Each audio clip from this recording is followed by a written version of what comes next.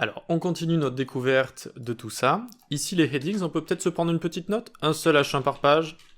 Un seul H1 par page. Et on ne saute pas. On respecte plutôt. On respecte l'ordre des headings. Voilà, super. On respecte l'ordre des headings. Super.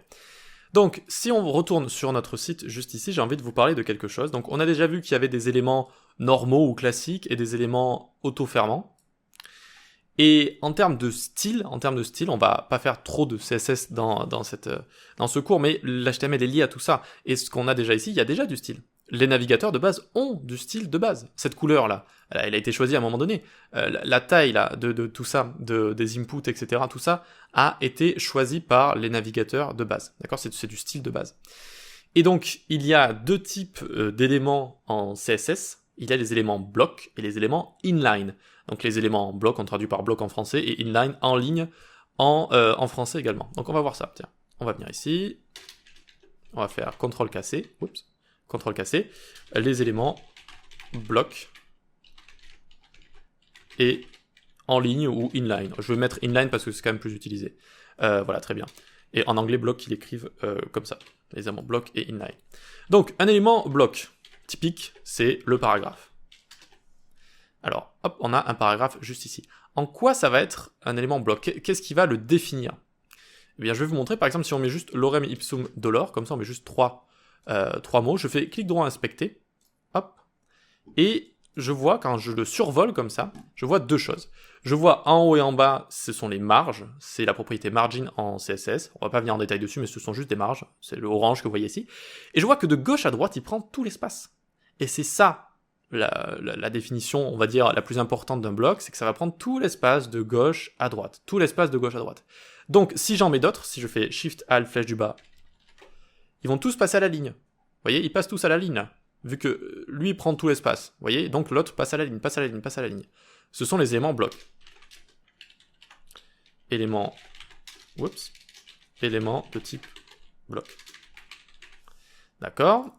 Et ensuite, on va avoir un autre type d'élément, évidemment. Et donc, je vais l'écrire ici. Élément de type inline, ou en ligne. Type bloc, on va rester comme ça. Et bien là, je vais vous faire découvrir les span. Les span, ou span, si on le prononce en français.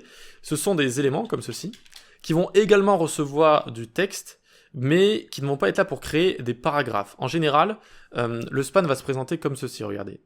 On va le mettre autour d'un mot dans un texte. Alors du coup, ça l'a fermé, hop, hop.